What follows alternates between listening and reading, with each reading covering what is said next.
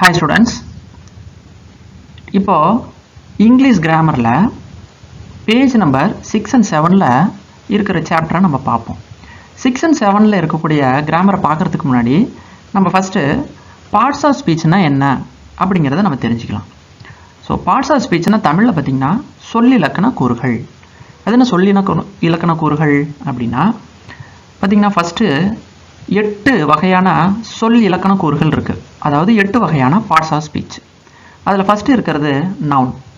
நவுன்னா தமிழில் பெயர் சொல். ரெண்டாவது அஜெக்டிவ், பெயர் உரிச்சொல். மூணாவது ப்ரோனவுன், மறுபெயர், அதாவது பிரதி பெயர் சொல்லுன்னு சொல்லலாம். நாலாவது வெர்பு, வினைச்சொல். அஞ்சாவது அட்வெர்பு, வினை உரிச்சொல். ஆறாவது ப்ரிபோசிஷன், முன்னிடை சொல். ஏழாவது பார்த்திங்கன்னா கன்ஜங்ஷன், இணை இடைச்சொல். எட்டாவது இன்டர்ஜெக்ஷன், வியப்பிடை சொல். இந்த பார்ட்ஸ் ஆஃப் ஸ்பீச் 8 நம்ம பார்த்தோம்னா இங்கிலீஷ் கிராமரு நாம் தெரிஞ்சுக்கிட்டதா அர்த்தம்.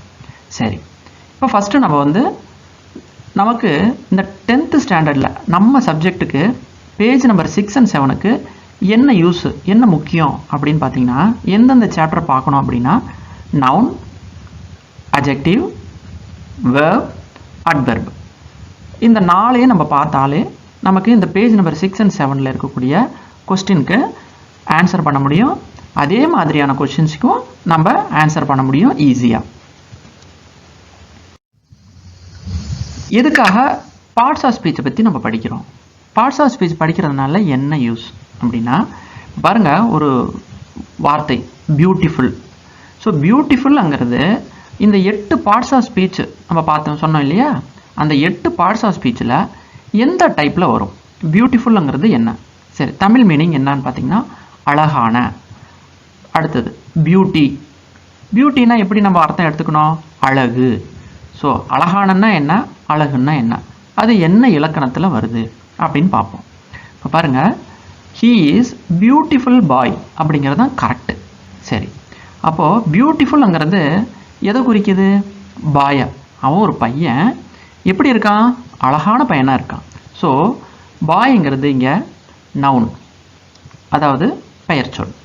ஸோ அந்த நவுனை பற்றி அந்த நவுனுக்கு ஏதோ ஒரு மீனிங்கை கொடுக்குது. என்னது? பையன், ஆனால் அழகான பையன். பாய், பியூட்டிஃபுல் பாய். ஸோ அப்போது நமக்கு இந்த இடத்துல நவுனுக்கு ஒரு அர்த்தத்தை, ஏதாவது ஒரு அர்த்தம், ஏதாவது ஒரு மீனிங்கை சேர்க்கிறது.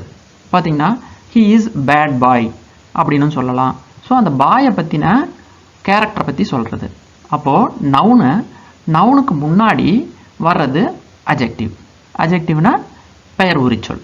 சரி, இப்போது பியூட்டி அப்படிங்கிறத நம்ம பார்ப்போம். இப்போ பாருங்கள், ஹீ இஸ் பியூட்டி பாய் அப்படின்னு நம்ம சொன்னால் அது தப்பு. ஏன்னா பியூட்டிங்கிறது இங்கே நவுன், அதாவது பெயர் சொல். பாய்ங்கிறதும் பெயர் சொல். ஸோ 2 பெயர் சொல்ல பக்கத்தில் இதுமாரி போட்டாலும் பாயை நம்ம பியூட்டிஃபுல் பாய்னு சொன்னால் மட்டும்தான் கரெக்டாக. வெளியே ஹீ இஸ் பியூட்டி பாய்னு சொல்கிறது இங்கிலீஷில் தவறான ஒரு வார்த்தை. சரி, அப்போ சரியானது என்ன அப்படின்னா ஹீ இஸ் பியூட்டி, இதுதான் சரி. சரி, அப்போ நம்ம பார்ட்ஸ் ஆஃப் ஸ்பீச் படித்தால் மட்டும்தான் இந்த வார்த்தைகளை எங்கெங்கே உபயோகப்படுத்துறது, எந்த வார்த்தைக்கு முன்னாடி எந்த வார்த்தையை உபயோகப்படுத்துறது, நவுனுக்கு முன்னாடி அஜெக்டிவ் யூஸ் பண்ணுறோம்.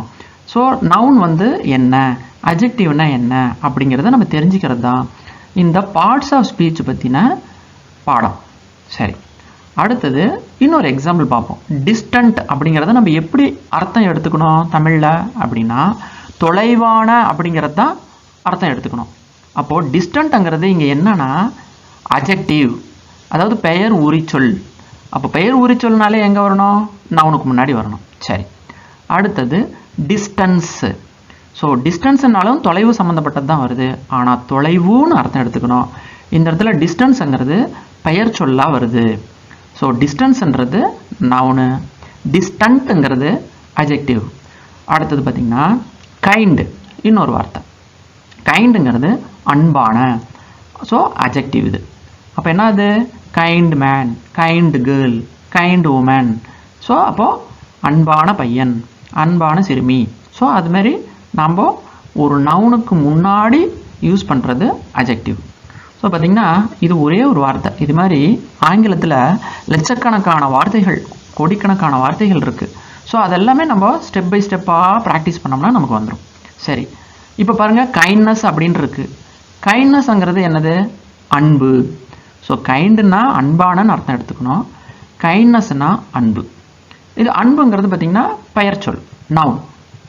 சரி, இப்போ நம்ம ஃபஸ்ட்டு இதில் இருக்கக்கூடிய ஒவ்வொரு வார்த்தைகளையும் எப்படி, இப்போ கைண்ட் இருக்குது, கைண்டில் இருந்து எப்படி அட்ஜெக்டிவ்லேருந்து எப்படி நவுனை மாற்றுறது. அதாவது கைண்டுங்கிறது அட்ஜெக்டிவ், NESS சேர்த்த உடனே அது என்ன ஆகிடுது? நவுனாக மாறிடுது. இதே மாதிரி ஒரு வார்த்தையை எப்படி ஒரு இலக்கணத்திலிருந்து மற்றொரு இலக்கணமாக மாற்றுறது அப்படிங்கிறத நம்ம பார்ப்போம். இப்போ ஃபஸ்ட்டு நவுனில் என்னென்ன இருக்குது அப்படிங்கிறத நம்ம பார்ப்போம். என்னென்னா கைண்ட்ஸ் ஆஃப் நவுனை பற்றி பார்ப்போம். கைண்ட்ஸ் ஆஃப் நவுன்னா proper noun, common noun, collective noun, abstract noun. அடுத்தது பார்த்திங்கன்னா நமக்கு நவுனை எப்படி ஃபார்ம் பண்ணுறது. அதுக்கு முன்னாடி ப்ராப்பர் நவுன்னா என்னது? பெயர் குறித்த பெயர் சொல். எல்லாத்தையுமே டீட்டெயிலாக நம்ம பார்ப்போம். அடுத்து காமன் நவுன்னா பொது பெயர். அடுத்து கலெக்டிவ் நவுன்னா குழு பெயர். அப்ஸ்ட்ராக்ட் நவுன்னா பண்பு பெயர். சரி, இப்போ ஃபார்மேஷன் ஆஃப் நவுன், ஒரு நவுனை எப்படி நம்ம ஃபார்ம் பண்ணுறது அப்படிங்கிறத நம்ம பார்ப்போம். அதாவது பெயர் சொல்லினுடைய உரு அமைப்பு. இப்போது நவுன் வந்து எதிலிருந்து நம்ம நவுனை எடுக்கலாம், எப்படி ஃபார்ம் பண்ணலாம் அப்படின்னா, பெயர் உரிச்சொல்லில் இருந்து பெயர் சொல்ல எடுக்கலாம். அதாவது அட்ஜெக்டிவ்ல இருந்து நவுனை நம்ம மாற்றலாம். ஸோ நமக்கு பார்த்திங்கன்னா பேஜ் நம்பர் 6 and 7ல் ஸோ இதுதான் நம்ம பண்ண போகிறோம். அப்புறம் வெர்பில் இருந்து நவுனாக மாற்றலாம் ஒரு வார்த்தையை. அடுத்தது பார்த்திங்கன்னா நவுனில் இருந்து இங்கே பார்த்திங்கன்னா 4th டைப்பு பார்த்தோம் இல்லையா, அப்ஸ்ட்ராக்ட் நவுன், பண்பு பெயர் எப்படி மாற்றுறது அப்படிங்கிறதையும் நம்ம பார்ப்போம். அதாவது நவுனில் இருந்து பண்பு பெயரை எப்படி நம்ம ஃபார்ம் பண்ணுறது அந்த வார்த்தையை அப்படிங்கிறத நம்ம பார்ப்போம். ஸோ நம்ம பார்த்திங்கன்னா நவுன்னா என்ன, கைண்ட்ஸ் ஆஃப் நவுனு எல்லாத்துக்குமே எக்ஸாம்பிளோட நம்ம பார்த்துருவோம். இது நம்ம பார்த்தோம்னா தான் நமக்கு பேஜ் நம்பர் 6 and 7ல் இருக்கக்கூடியது கொஞ்சம் புரியும். இப்போ பார்த்திங்கன்னா இதனுடைய அப்ஸ்ட்ராக்ட் தான். பார்த்திங்கன்னா அட்ஜெக்டிவ்ல இருந்து நவுனு, வெர்பில் இருந்து நவுனில் இருந்து அப்ஸ்ட்ராக்ட், நவுனில் இருந்து adjective. So vice versa. So இப்படியும் மாற்றிக்கலாம், இப்படியும் மாற்றிக்கலாம். அது என்னன்றதை நம்ம பார்த்துருவோம். பார்த்திங்கன்னா அடுத்தது ரெண்டாவது நம்ம என்ன பார்க்க போகிறோம் அப்படின்னா அட்ஜெக்டிவ். அதாவது இந்த 6 and 7ல் என்னென்ன பார்க்க போகிறோங்கிறது நம்ம ஒரு ஹெட்டிங் மாதிரி பார்த்துருவோம். அதன் பிறகு ஒன்று டீட்டெயிலாக நம்ம பார்ப்போம். ஸோ அட்ஜெக்டிவ்ங்கிறது பெயர் உரிச்சொல். பெயர் உரிச்சொல்லில் வகைகள் என்னென்ன வகைகள் இருக்குது? அட்ஜெக்டிவ் ஆஃப் குவாலிட்டி, அதாவது குணத்தை காட்டும் பெயர் உரிச்சொல். அட்ஜெக்டிவ் ஆஃப் குவான்டிட்டி, அளவை காட்டும் பெயர் உரிச்சொல். அடுத்தது அட்ஜெக்டிவ் ஆஃப் நம்பர், எண்ணிக்கையை காட்டும் பெயர் உரிச்சொல். அடுத்தது அட்ஜெக்டிவ் ஆஃப் இன்ட்ராகேட்டிவ், கேள்வி குறித்த பெயர் உரிச்சொல். அடுத்தது பார்த்திங்கன்னா அட்ஜெக்டிவை எப்படி நம்ம ஃபார்ம் பண்ணுறது, ஃபார்மேஷன் ஆஃப் அட்ஜெக்டிவ். அதாவது பெயர் உரிச்சொல்ல உடைய வார்த்தையை ஒரு வார்த்தை இருக்குது, அது பெயர் உரிச்சொல்ல எப்படி மாற்றுறது, அதாவது நவுனில் இருந்து அட்ஜெக்டிவாக எப்படி மாற்றுறது. அடுத்தது வெர்பில் இருந்து எப்படி நம்ம அட்ஜெக்டிவாக ஒரு வார்த்தையை மாற்றுவது அப்படிங்கிறதை பார்ப்போம். அதாவது நவுனில் இருந்து அட்ஜெக்டிவ், வெர்பில் இருந்து அட்ஜெக்டிவ். அடுத்து மூணாவதாக பார்த்திங்கன்னா வெர்பு, வினைச்சொல். இது ரொம்ப முக்கியமான ஒரு சாப்டரு. இதில் டைப்ஸ் ஆஃப் வெர்ப்ஸ் இருக்குது, வினைச்சொல் வகைகள் இருக்குது. அடுத்தது வினைச்சொல், ஒரு வினைன்றது என்ன காலத்தில் வரும், நிகழ்காலத்தில் வருமா, இறந்த காலத்தில் வருமா, இல்லை எதிர்காலத்தில் வருமா, அதை பற்றி பார்க்குறது. அதில் ஆக்டிவ் வாய்ஸ், பாசிவ் வாய்ஸ், அதாவது செய்வினை, செயற்பாட்டு வினைன்னு இருக்குது. அடுத்தது பார்ட்டிசிபிள், பெயரெச்சம், அப்புறம் வினையெச்சம். ஸோ இதெல்லாம் நம்ம பார்த்தோம்னா நமக்கு இந்த வெர்பு சாப்டர் ஃபினிஷ் ஆகும்.